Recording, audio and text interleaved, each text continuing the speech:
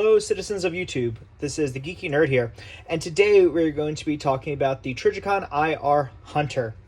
So, before we begin, I'd like to send a big thank you out to everyone who has liked, commented, and subscribed on the previous videos. I very much appreciate it and very much look forward to talking to you guys in the comments section. If you enjoy this video, enjoy this type of content we have here, please consider liking, commenting, and or subscribing. And with the PR out the way, let's get into it. So, there is definitely not a lot of reviews on the Trijicon IR-HUNTER or really the Reap IR on YouTube other than shooting footage, things like that, for obvious reasons. One and most importantly is the price.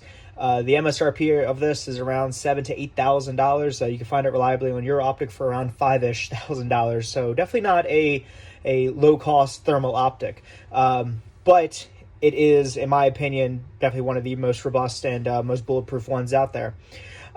So does the price justify the cost? We're going to get into that. I'm also going to have a through the lens shot, kind of show you guys the different modes. So this is going to be a very in-depth review. Hopefully one of the better ones on here on YouTube, considering all the other ones are just scope cams, but no one really talks about this optic itself. But definitely a very niche market, but cool if you can get one. So with all that being said, there is two variations. So there is the Trijicon IR-HUNTER, and then there's the Reap IR. The main distinction between the two is the IR-HUNTER is made more for hunters. The Reap IR is made more for kind of a tactical feel. But it's in the all the internals, the sensors, the screens, general manipulation of functionality is essentially the same. Well, when I say essentially, it is the same. The real big differences come into how you interact with the scope, and some of the UI elements. But other than that, they are essentially the same. Now, this one in particular is the IR-HUNTER Mark II 35mm. They have a 60mm. And then they have, if I'm not mistaken, a 24mm. So this one is definitely middle of the pack. And same thing with the Reap IR. But again, the big difference between the two is just which one do you aesthetically like better. The Reap IR does have a Picatinny rail up top for mounting an RMR. I intend for this to have a 45-degree offset with an RMR. So definitely some kind of cross-bleed functionality there. Now, overview of the optic itself. So you see in the rear here, it looks very similar to a PVS-14. It's because it is. It's essentially a PVS-14 rear, and then everything else is the thermal optics. So this is the only thing it shares from PVS-14. But if you ever use one in any monocle night vision, then you're very familiar with this. So same diopter settings. It does have 3 turns. So again, kind of going with that hunter aesthetic. Later on in the video here, I'm going to show how these 3 interact, but they are not physically attached to anything. There is no physical manipulation. These are just switches interacting with a digital interface internally, but still giving the similar feel. The top here is where it takes 2 CR123 batteries. So just standard variation batteries here. It can take some Surefire, one of the rechargeable ones, at the cost of having 1/3 of the capacity, but I would recommend doing those and nothing, no other rechargeables. Just based on the manual, it does say to not use rechargeables, but it's mainly because of the nominal voltage between the two. But the Surefire ones, which I will have a later video kind of describing those here, is safe. So this is a purge valve from the factory and a flip cover that comes installed. Now this is important to keep on here, and there's a reason why, and I will talk about that here in a second. But it does have this little flip cover here. The entire body is made out of aluminum, very solid cast. You can see the cast lines here. So definitely made very skookum, as some would say. This mount that comes on here is not the standard one. It comes with just a standard Picatinny rail mount with their Q-lock system. It works fine, but it does sit very low. I found, at least for my eyes, that I needed something to have a bit raised. I also prefer the Bobro QD mount, which again, I'll have another review on this one here on the channel here. But to be able to have that, and on the gun that I'm mounting it on, it needed to be raised up so it could get over the rear lower sight, because it was impacting the shell too much. On the other side here, it does have a USB-C port with a rubber gasket. So this port here is used for external battery, also video out, also data transfer. You do have to use their data transfer application. It doesn't just interface like a USB-C device. So that is one little bit of limitation there. But overall, a very well built, constructed, heavy-duty optic overall. So that is generally the optic itself. I will show the battery compartment here. Now it is under heavy spring tension. So what I found and what I've been told as well is that as you're unscrewing this, it's best to put some pressure on here. So you can see there's a little bit of flex. If you put some pressure on here, it makes it a lot easier to undo the threads. Now you can see here, it is, here's the contact patch. It does have a rubber gasket, or O-ring, I should say. And here are those Surefire 123As, 3.2 volts. These are great, but at the cost of having 1/3 the capacity. So it's nice to just run these and then throw some of these in your grip as a backup. And also one thing as well is that the screws underneath here, so this being aluminum housing, you worry about, hey, is it going to strip out? They do utilize what appears to be helicoils in all of the threading. So steel helicoil inserts. Just looking at it, you can't see the tang broken off on the inside, right? So broken off in a good way, right? That's how helicoils work. That is on this screw as well as this one. So wouldn't be too concerned about that. And then inside, let me get a light here. You can see it does have the spring, does have that heavy duty spring to really kind of make sure it's pushing up on the contacts. Now, one little weird variation I did find, at least for mine, is that whenever reinstalling, just make sure you get like a nice firm contact here, get pushed down, thread it back, then thread it in. But I noticed if you go too tight, it almost puts too much pressure to where the optic does not want to start up. But just get finger tight. You don't need to get too crazy with it, just enough to, cinch it down. But again, nothing too crazy. So that is the external. So I'm going to show the power up sequence here. It is just going to be a single click once, and boom, you're going to start seeing a fire up there. And once it fires up, it does take just a second. And then if you want to turn it off, you're going to press and hold this. Now, when you start having the device first fired up, there's going to, this is the screen you're going to see. There's going to be some striation, some various, I should say, lines coming down the screen. So the device, this is an uncooled thermal optic, which essentially means that there's, well, as the name implies, there's nothing cooling it. So it does get hot internally, but then it does, through some Trijicon black magic, is able to regulate its temperature, but it has what's called NUC. The name is escaping me. It's non-uniformity something. I know, sorry, terrible here. But basically it is recalibrating the sensor internally to give the best thermal deviation distinction of the image. And so one thing that Trijicon decided to do was to not include a automatic NUC. So whenever you have your helmet mounted thermal or other thermal devices, you'll hear a click click. That is the device essentially recalibrating itself to where this doesn't have that. And again, in this cut here in a second, I'll show you guys kind of how that process works and all that. So hang on for that cut. So I wanted to show you guys the initial startup sequence. So by pressing that button on the very top cap there, just once, don't need to press and hold, just press and release. Here's what you're going to see. And it's going to say cover lens on startup. So there is a front flip cap. Again, as I was saying, you got to make sure that that is covered because it does this initial NUC calibration with that closed. So it needs to be able to know, hey, what the zero value is to kind of start setting that up. So here, just going through some of the menus. So the left turn controls the left side, right turn controls the right side, top turn controls top, right?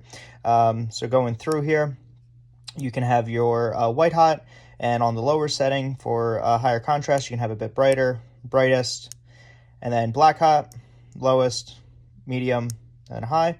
and then finally that edge detect mode that I showed you guys there. So myself personally, I like the edge detect mode for its very specific use cases, but I do prefer the low white hot with everything. So yeah, I'm gonna zoom in a little bit for you guys.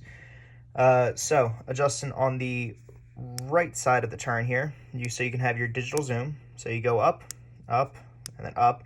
As you're seeing there, though, it is getting more and more grainier the more you zoom in. It is a digital zoom, obviously, so it isn't really good for kind of getting very high detail. But if you need to be able to see out a bit farther than what the standard 1x is. Now, as you see there, so it has the 8, the 4, 2, and the 1, and each time you're moving up and through, the reticle does adjust in size. So it's a nice little feature there. One thing as well is that whenever you are zeroing the optic, it is better to zero at the 2 or the 4 because you get more of a fine micro adjustment. So zeroing at the 1, you get a broad scale, but when you go to the 2 or the 4, you can really dial it in. Instead of being a full MOA, it could be a quarter or half MOA. So that's that one setting. Move down, you can see you have your contrast adjustment here, as well as your focus. So contrast obviously makes it so that your various items that are appearing on the screen are either more distinct or less. I found that if you go too high with it, it can cause some bleed through and just cause some weird imaging processing. And then focus is basically how kind of sharp you want the image, or how kind of soft versus sharp.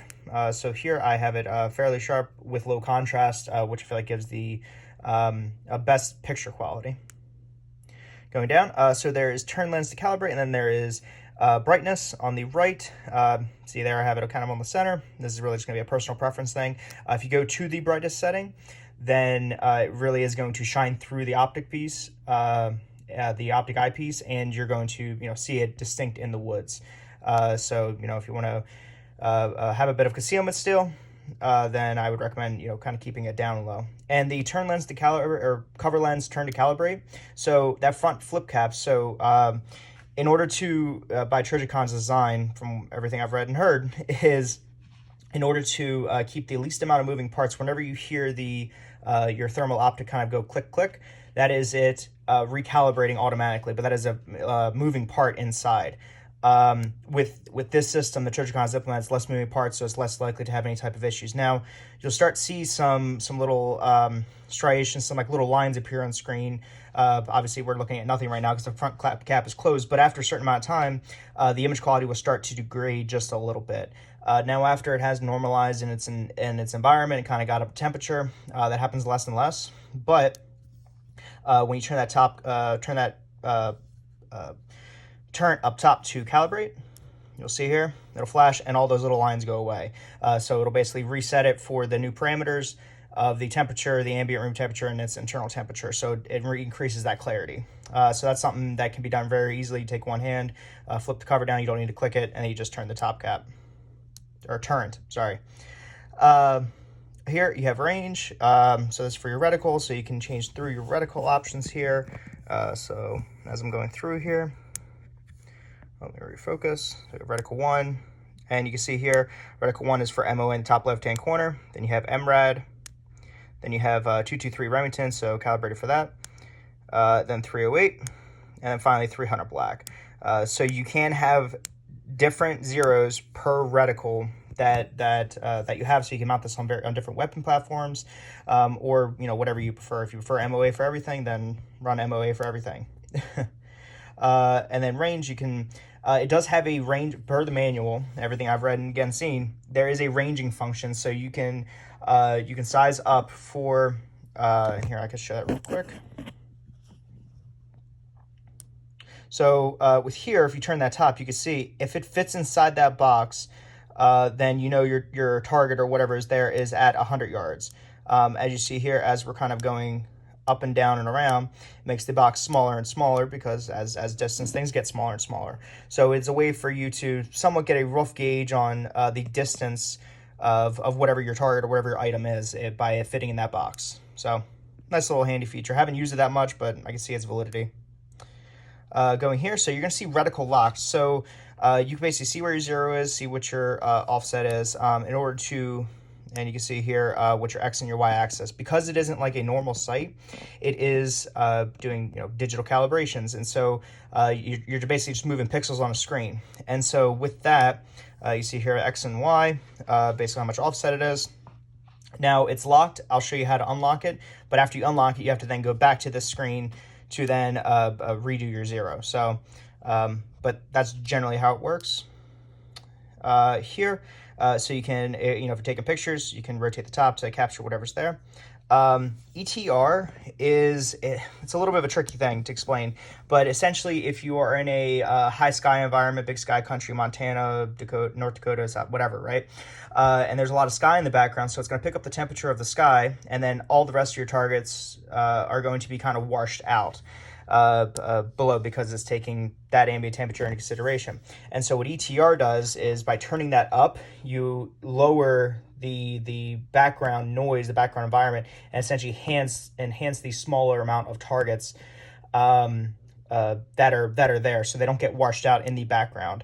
I'm obviously doing kind of a poor job explaining it, but but just look up ETR Trijicon and they give a much better explanation. But basically, if you're in big sky country, turn up your ETR to be able to see items that are smaller than the background. And then finally here, you can review your images, see how many pictures you've taken, and then exit. And then finally here on your settings, so you can see we have reticle locked, reticle unlocked. So if you want to change it, you have to go to unlocked, go back to that step, and then adjust, and then go back to relock. Again, just prevents accidental changes to your zero. You could do 60, you could do 30, as you see there. 30, it saves power. I really don't like the 30 because I prefer the much more smoother 60. So that's that there. Video out, so this does support well, obviously video out if you're having to like external monitor, or if you're having an external recorder, anything like that. But of course that is going to drain battery. Simple sleep mode, you can see there I have it set, and actually I'm going to adjust that up just a little bit, just for my own self here.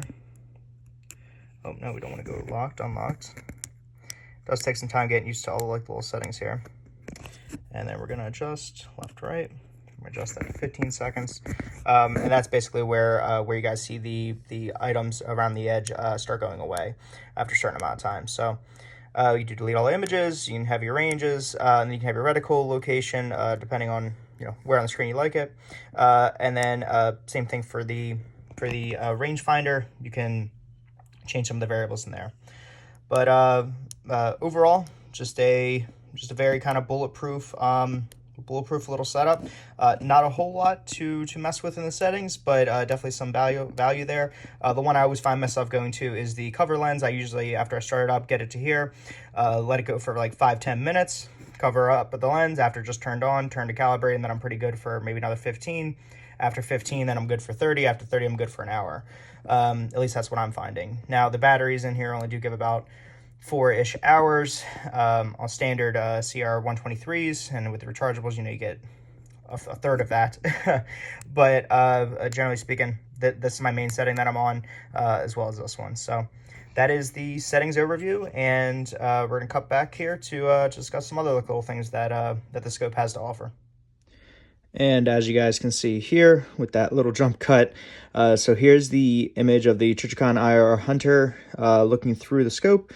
On the left, I have some hot water. On the right, I have some ice water, and in the middle, I have just some room temperature. So you can really see with the white hot setting how it is lighting that up.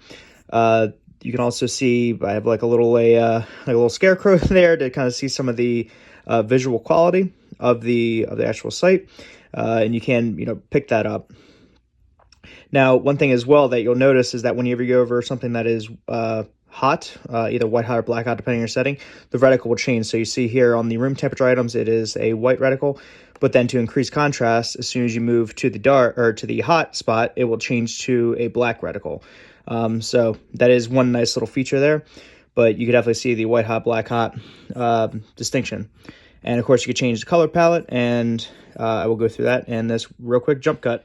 So here is it now in black hot mode, so same position. So we have the hot cup on the left, and then we have the cold cup on the right.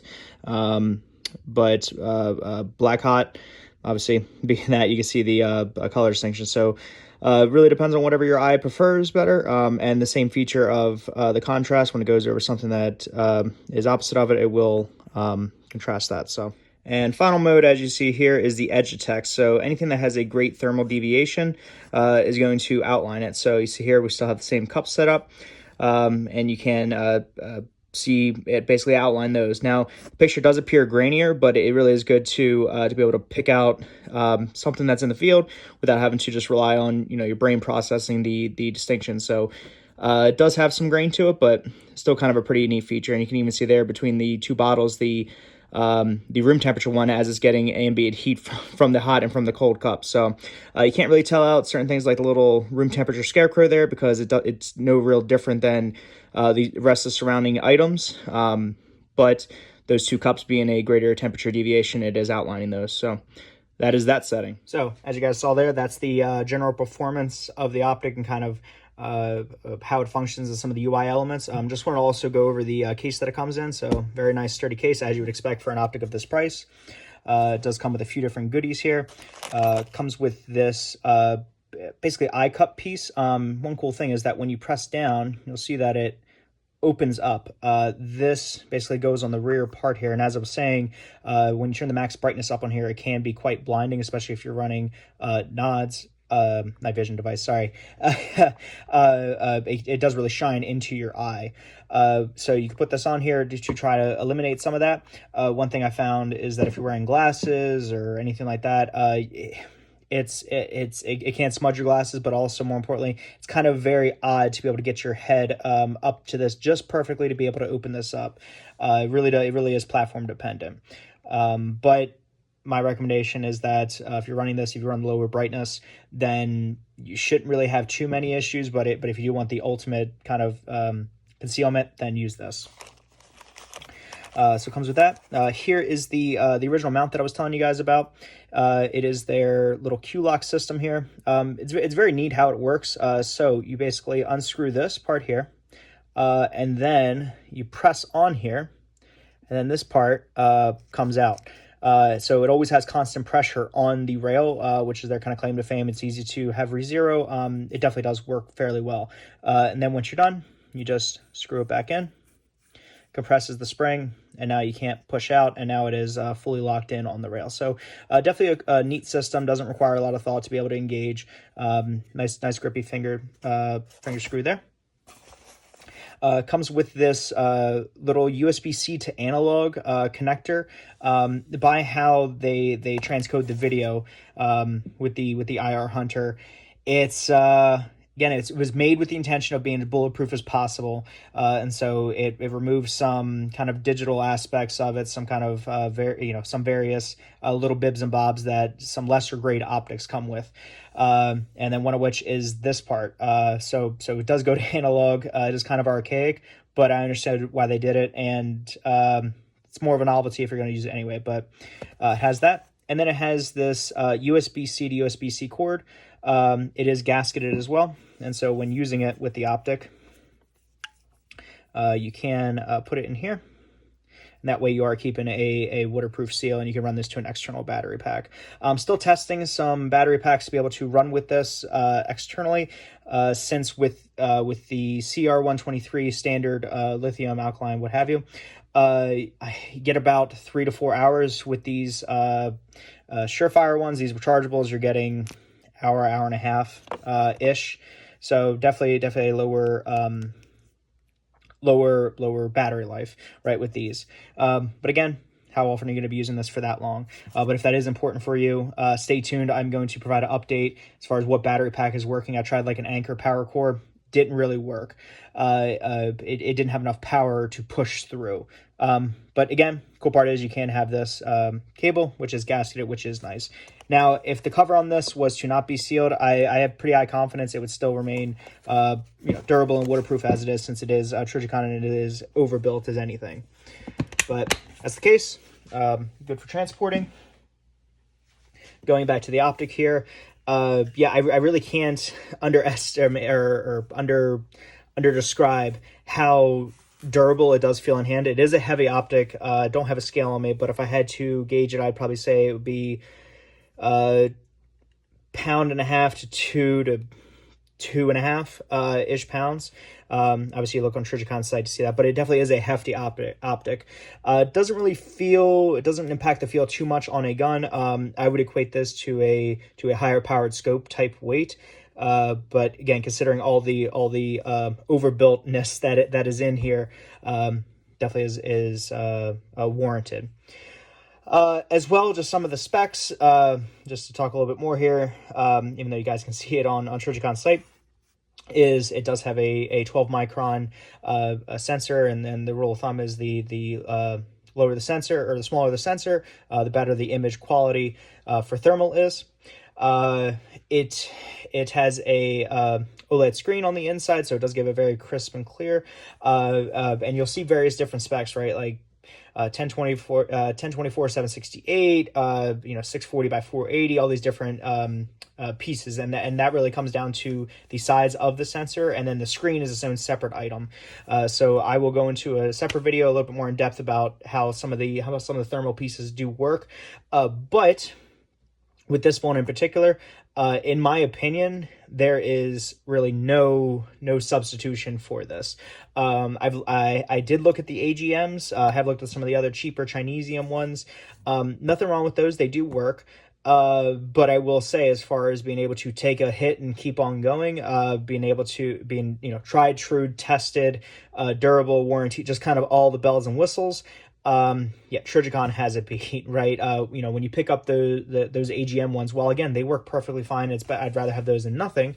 When you pick up this, you can feel that this one is made to be used, abused, rode hard, put up wet, to where those AGM ones, they have a lot of plastic on the outside. They don't really feel as durable, as bulletproof and as built. Now, that's not to say that this, PVS 14 rear might snap off, or the AGM might, the plastic might withstand shock better, et cetera, but overall, there really is no substitution for how great this optic performs, how great it just feels in the hand, how usable it is on your gun. So with that, I hope you guys enjoyed the review here. Hope I answered some of your guys' question. I know, apologies for the bit of a long ramble video here, but again, I didn't see that many videos going in depth about one of these for obvious reasons. If you're in the market for one of these, happy for you, because not many people can go into the market for these or wanting one of these.